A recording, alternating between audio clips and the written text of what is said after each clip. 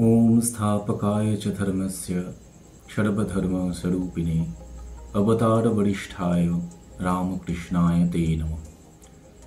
ঠাকুরের উপদেশগুলো আমরা পড়েছি, শুনেছি, হয়তো বুঝেওছি, এমনকি উপলব্ধি করার চেষ্টাও হয়তো করেছি। কিন্তু অসুবিধা হয় কোনো কোনো ক্ষেত্রে যে এগুলোর দৈনন্দিন জীবনে ব্যবহারিক প্রয়োগটাকে নিয়ে। একটু খেয়াল করলে দেখা যাবে যে ঠাকুর কিন্তু জাগতিক জীবন এবং আধ্যাত্মিক জগতের মধ্যে খুব একটা প্রভেদ রেখে চলেননি, যার জন্য তার যে উপদেশগুলো সেগুলো একদম আমাদের প্রাত্যহিক জীবনের যে জীবন বোধ, এমনকি কোনো কোনো ক্ষেত্রে যে আমাদের যে কল্পনার জগৎ, সেখান থেকে উপমা হিসেবে নেওয়া হয়েছে।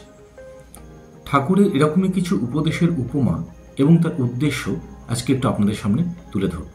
ঠাকুর এক জায়গায় বলছেন, চারা গাছ যখন থাকে তখন তার চারিদিকে বেড়া দিতে হয়, বেড়া না দিলে গরু ছাগলে খেয়ে ফেলে। এখানে চারা গাছ অর্থে ঈশ্বর চিন্তার প্রথম পর্যায়ে মানুষের মনের কথা বলা হচ্ছে। বেড়া অর্থে এখানে বোঝানো হচ্ছে বারংবার ঈশ্বর প্রসঙ্গ করা, এবং গরু ছাগল অর্থে সাংসারিক বন্ধনের কথা বলা হচ্ছে।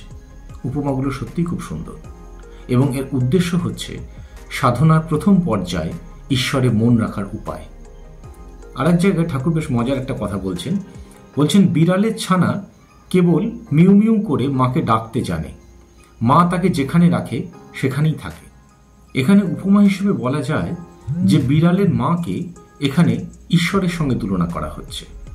বিড়ালের ছানা অর্থে আমরা সাধারণ মানুষরা, এবং বিড়ালের ছানার যে মিউ মিউ ডাক, সেটা ঈশ্বরের কাছে ব্যাকুল প্রার্থনার সঙ্গে তুলনা করা যায়। এই উপদেশের প্রেক্ষিত বা উদ্দেশ্য হল ঈশ্বরের পূর্ণ নির্ভরতা। আরেক জায়গায় ঠাকুর বলছেন, কেউ বাড়ির কার্নিশের ওপর বীজ রেখে গিয়েছিল, অনেকদিন পরে বাড়ি ভূমিসাৎ হয়ে গেল, তখনই ওই বীজ মাটিতে পড়ে গাছ হলো ও তার ফলও হলো। এক্ষেত্রে ঈশ্বরের নামকে আমরা বীজের সঙ্গে তুলনা করতে পারি। বাড়ি অর্থে আমরা মানব জীবনের কথা কল্পনা করতে পারি। বাড়ি ভূমিসাৎ হওয়ার অর্থ জীবন অতিবাহিত হওয়া, এবং গাছ ফল হওয়া ইত্যাদি হচ্ছে ঈশ্বরের কৃপালাভ। এটিকে ঈশ্বরের নাম ও মাহাত্ম্য প্রসঙ্গে আলোচনা করা হচ্ছে। আরেক জায়গাতে সাধারণ মানুষ ও ভক্তের মধ্যে প্রভেদ বোঝাতে ঠাকুর একটি সুন্দর উপমা ব্যবহার করছেন। কিরকম? বলছেন, সাধারণ মাছি কখন সন্দেশে বসছে, কখন বা পচা ঘা বা বিষ্ঠাতেও বসে। মৌমাছি কেবল ফুলে বসে, মধু খাবে বলে। অন্য কোনো জিনিস মৌমাছির ভালো লাগে না। বলা বাহুল্য, সাধারণ মাছিকে এখানে সাধারণ মানুষ এর সঙ্গে তুলনা করা হচ্ছে। পচা ঘা বিষ্ঠা অর্থাৎ অসৎ প্রসঙ্গ ইত্যাদির সঙ্গে তুলনা করা হচ্ছে। আর মৌমাছি ভক্ত, মধু অর্থাৎ ঈশ্বর প্রসঙ্গ। প্রতিনিয়ত সৎ চিন্তা মনের অধোগামিতা রোধ করে, এটি একটি বাস্তব কথা। এই প্রসঙ্গে ঠাকুর একটা সুন্দর উদাহরণ দিচ্ছেন। কিরকম? বলছেন, হাততালি দিলে যেমন বৃক্ষের ওপরের পাখি সব পালায়, তেমনি সব পাপ তার নাম গুণকীর্তনে চলে যায়। খুব সুন্দর উদাহরণ। এর অর্থে আমরা কি বুঝলাম?